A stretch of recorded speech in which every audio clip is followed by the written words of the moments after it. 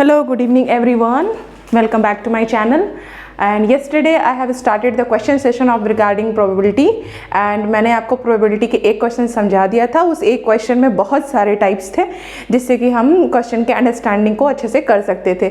आज मैंने एक और क्वेश्चन लिखा है जो कि एग्जामिनर का बहुत ज़्यादा फेवरेट होता है एग्जाम के रिगार्डिंग इस तरह के क्वेश्चन बॉल्स के। देखिए मैं आपको कुछ सर्टेन क्वेश्चन बता रही हूँ जो कि एग्जाम में पूछने। एक मैंने आपको बताया कल वाला टाइप, एक आपको बता दिया, आपको बताने जा रहे हैं बॉल्स वाले क्वेश्चन, एक और आता है कॉइन्स वाले क्वेश्चन जब डबल कॉइन का केस होता है, और एक आता है आपका शफलिंग कार्ड्स जो गैम्बलिंग होती है उसके रिगार्डिंग एक क्वेश्चन आता है। तो हम लोग ये क्वेश्चन को one by one sequence form में देखेंगे, ठीक है। तो एक क्वेश्चन मैंने लिख रखा है, लेट्स सी कि what is the question and what question is saying.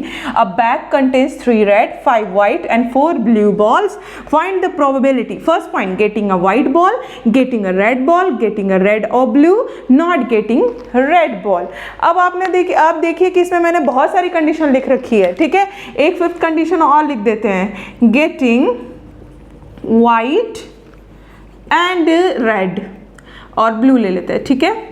अब देखिएगा और की कंडीशन क्या होती है, नॉट की कंडीशन क्या होती है, एंड की कंडीशन क्या होती है। और आपको इस क्वेश्चन से एक नहीं लिखा तो क्वेश्चन एक दिख रहा होगा आपको, लेकिन इससे आपको 5 तरीके के क्वेश्चन प्रॉब्लम सॉल्व करने का आइडिया मिल जाएगा। ये मत सोचिए कि मैम ने एक एक क्वेश्चन की एक एक वीडियो बना दी, ये एक क्वेश्चन नहीं है, ये एक्चुअली में 5 पार्ट्स हैं इस क्वेश्चन के। चाहे तो हम इस क्वेश्चन को 5 बार लिख दें, चाहे मैंने एक ही क्वेश्चन को स्मार्ट वे में 5 टाइप बना के लिख दी है।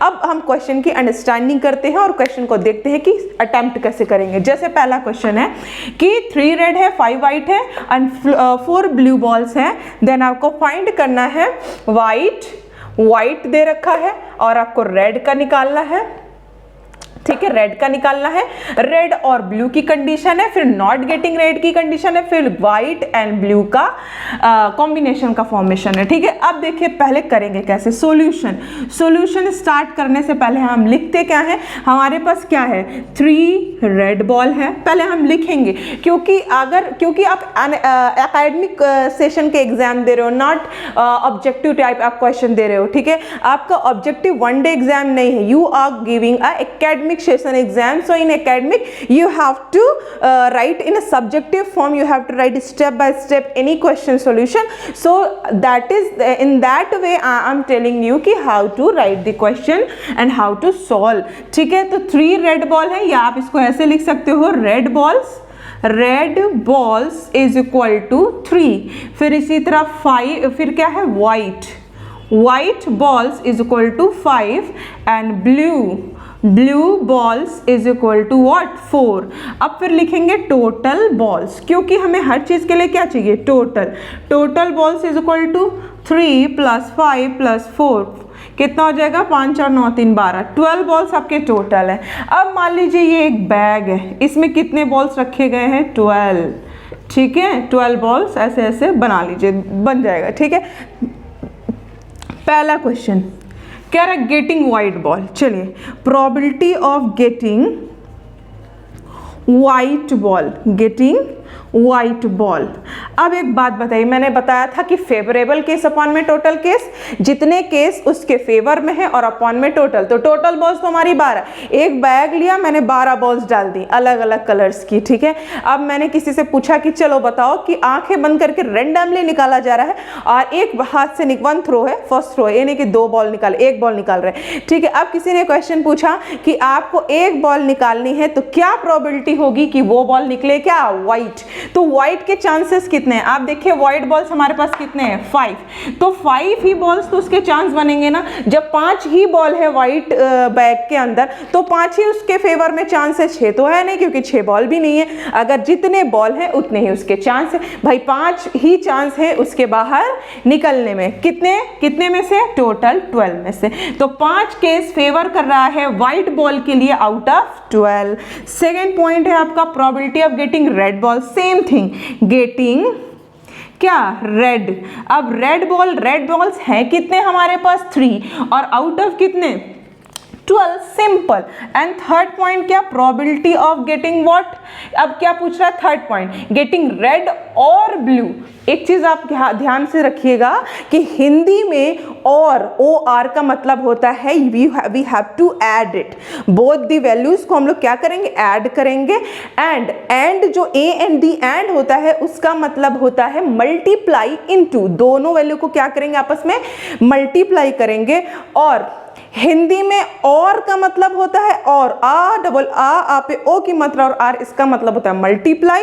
और हिंदी में या का मतलब ये या ये, इसका मतलब होता है ऐड, ठीक है। तो इस और का मतलब हिंदी में या, और इस एंड मतलब ये वाला जो ए एंड डी एंड होता है, इसका मतलब क्या होता है, और, ठीक है।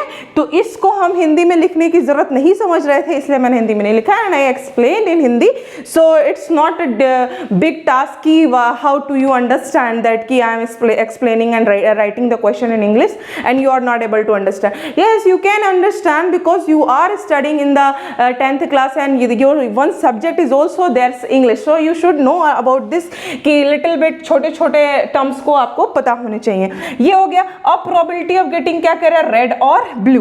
तो अब देखिएगा ध्यान से, गेटिंग रेड और ब्लू, ठीक है। अब मैंने अभी क्या बताया, और की कंडीशन में क्या करेंगे, अब यहाँ पे कर देते हैं, ठीक है, जगह नहीं है इसलिए यहाँ करते हैं। इस वाले क्वेश्चन को हम क्या करते हैं यहाँ पे, ठीक है। सबसे पहले एक बात बताइए, रेड आने की प्रोबेबिलिटी क्या थी, हमें रेड और ब्लू को ऐड करना, और का मतलब क्या होता है, बीच में ऐड। तो रेड आने की प्रोबेबिलिटी क्या थी, रेड बॉल कितने हैं, 3 आउट ऑफ 12, और प्लस ब्लू आने के चांसेस कितने हैं, 4 आउट ऑफ 12।